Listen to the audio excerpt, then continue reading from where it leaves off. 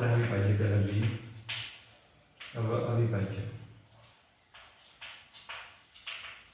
અવિભાજ્યમાં કેવું હોય છે પોતે એક અવિભાજ્ય એવી રીતે કહી શકાય કે જે સંખ્યા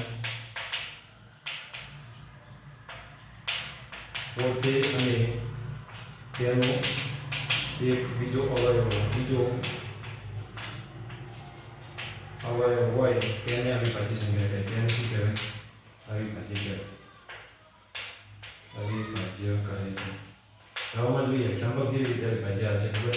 જેમ કે આપણે કોઈ સંખ્યા છે 5 2 છે 3 છે 5 છે 7 છે 11 છે 13 છે 17 છે આ રીતે અવિભાજ્ય સંખ્યાઓને કહેવાય. કારણ કે ઓની એક અને એક પોતે સંખ્યા અને આના સિવાય જેમ કે 1 અને 2 આ બે જ અવિભાજ્ય છે. આ એક સંખ્યા થઈ અને કાર્ય ગુણોત્તર એટલે એનો અવિભાજ્ય તરીકે ગણના કરી શકાય છે.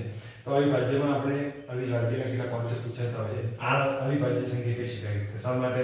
તો કે અવિભાજ્યની સંખ્યા પોતે એક હોય છે અને એના સિવાય બીજો એક ગુણાકારનો ગુણોત્તર એટલે કે અવયવ હોય છે જેને આપણે અવિભાજ્ય સંખ્યા તરીકે ગણી શકાય છે. હવે આપણે અવિભાજ્યમાં એવું પૂછાતા હોય છે કે અવિભાજ્ય આપણે ત્યાં કેટલી અવિભાજ્ય સંખ્યા છે. જેમ કે નાનામાં નાની અવિભાજ્ય સંખ્યા કઈ?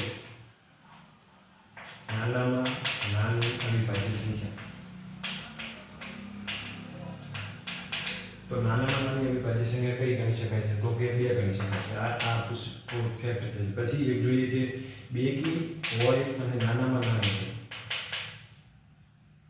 બેકી હોય અને નાનામાં નાની હોય તેવી અવિભાજ્ય. જે બેકી પણ છે અને એક માત્ર અવિભાજ્ય સંખ્યા છે તો કેવી આવશે? તેવી આવશે. કારણ કે આ બે એક માત્ર એવો અવિભાજ્ય સંખ્યા છે જે બેકી પણ છે અને અવિભાજ્યમાં પણ તેને ગણા